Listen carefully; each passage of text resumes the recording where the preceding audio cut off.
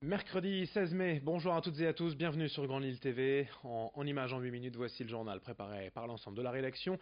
Et on démarre bien sûr par vos prévisions météo. Dans l'ensemble, une belle journée à vous annoncer, du soleil, du ciel bleu pour tout le monde, avec peut-être un peu de vent de nord et donc un air plutôt frais, mais les températures assez agréables sous abri, 20 degrés de prévu pour les maximales cet après-midi à Lille.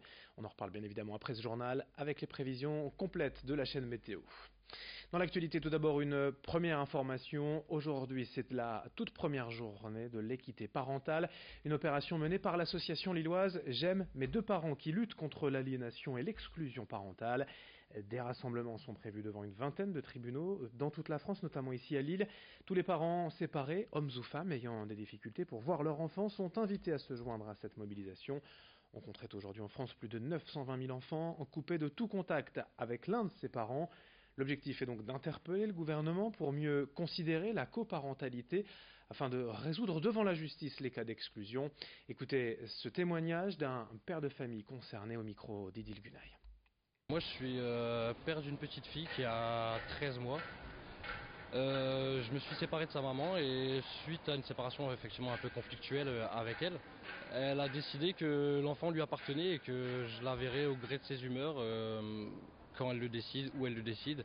Et le souci est que tant qu'il n'y a pas de jugement, j'ai aucun pouvoir. Donc la police ne prend pas les plaintes tant qu'il n'y a pas de jugement, alors que il y a un code civil qui dit que chaque enfant doit avoir accès à ses deux parents et ça devrait être respecté même sans jugement. Le souci est qu'en France actuellement on n'a aucun droit tant qu'on n'a pas de jugement. Dans ce journal également, on s'intéresse à la réussite de la fabrique de l'emploi dans la métropole lilloise, une initiative démarrée en juillet dernier qui a déjà permis l'embauche de 80 personnes, bien souvent des chômeurs de longue durée, et pour la plupart issus des quartiers des Olivos à Los ou des Falampins à Tourcoing. Embauchés en CDI mais avec des emplois du temps variables, ces salariés ont la possibilité de travailler dans une ressourcerie, un garage ou bien encore dans une épicerie solidaire.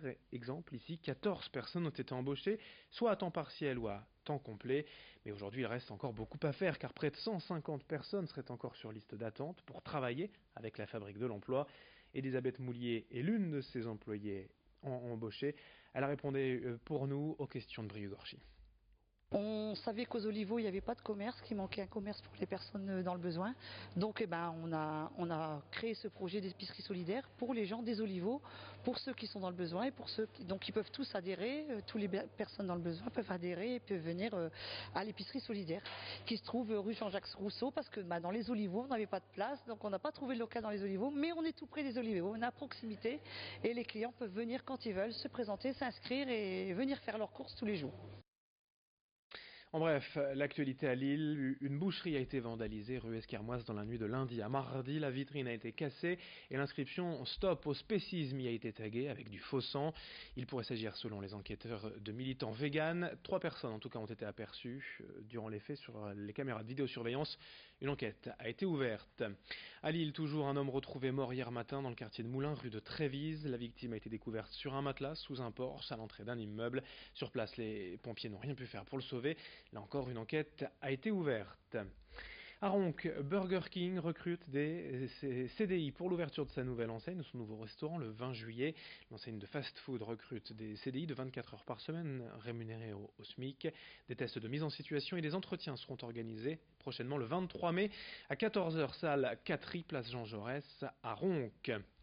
Dans ce journal également, on s'intéresse au prochain gala de l'association Dans la rue la danse à Roubaix le 2 juin, d'autant qu'il pourrait s'agir de la dernière représentation des danseurs de la compagnie après plus de 30 ans d'existence et des centaines de jeunes danseurs encadrés et formés.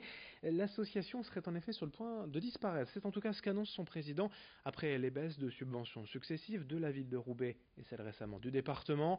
Ici, selon l'association, 350 jeunes, dont une majorité de Roubaisiens des quartiers sensibles, viennent danser et s'exprimer librement. Le gala est programmé le 2 juin, salle Ouatremet, une occasion de soutenir la structure. Explication avec son président au micro de Xavier Silly. Ça va être aussi un meeting, en fait, quelque part, puisqu'on va expliquer ce qui est en train de se passer. C'est un gala qui, en général, attire à peu près 1 millier de personnes, pas seulement des gens d'ici, mais aussi des gens de l'extérieur. Et donc, ça va être effectivement un moyen de mettre en valeur ce qu'on y fait, on le fait chaque année, mais ça va être aussi un moyen de faire en sorte d'avoir un maximum de soutien par rapport aux financeurs qui, aujourd'hui, je crois, ne se rendent pas compte de la difficulté de travailler dans les quartiers compliqués. Et moi, je dis toujours, ils désespèrent quelque part les banlieues, les quartiers. Et ils épuisent les gens qui sont sur le terrain. Donc, il faudrait qu'ils se ressaisissent, on va dire. Pour finir, ce journal, le portrait du jour sur Grand Lille TV, celui de l'homme à tout faire de la métropole lilloise. Vous l'avez peut-être déjà croisé d'ailleurs dans son estafette jaune. Benoît Lourdel a créé sa société il y a 2 ans après une reconversion professionnelle. Et comme son nom l'indique, il est réparateur à plein temps et en tout genre. Durant la semaine, il peut aussi bien raccorder des machines d'électroménager, monter des meubles, faire un peu de plomberie ou un peu d'électricité. Depuis quelques temps, il se livre aussi à des activités de décoration. Niveau tarif, les demi-journées sont facturées à partir d'un taux horaire de 40 € et lorsque les opérations sont plus longues et nécessitent plusieurs jours, il y a un devis. Brieux-Gorchy, il l'a rencontré. Il évoque en quelque sorte son rôle de sauveur auprès de ses clients. Réagir rapidement et résoudre les petits problèmes du quotidien, ça a un côté assez plaisant pour moi parce que c'est peut-être un peu prétentieux, mais il y a des moments où on a l'impression d'être un peu le sauveur. Voilà. C'est tout bête. Ce sont des choses qui ne sont pas compliquées pour moi en tout cas, mais réparer le tuyau qui fuyait dans la cuisine, remplacer le robinet qui goutte depuis des semaines, ça fait plaisir aux gens et c'est ce sourire-là à la fin de l'intervention qui fait partie des côtés agréables du travail. On termine avec du sport, du basket déjà assuré de jouer la Coupe d'Europe l'année prochaine. Le club de l'ESBV à Lille Métropole termine la saison pour une honorifique 5e place. Le match de classement. Match aller avait lieu hier à Villeneuve d'Ascq. Victoire des filles de Fred Duzard 79-72 face à Basketland. Le match retour prévu ce samedi. Je vous le rappelle, c'est un match de classement honorifique pour la 5e place. Villeneuve d'Ascq est déjà qualifié pour l'Eurocoupe la saison prochaine. Fin de cette édition. Merci à vous de l'avoir suivi. Sur Grand Lille TV dans un instant, vos prévisions météo. Très belle journée à toutes et à tous. Ensemble, évidemment.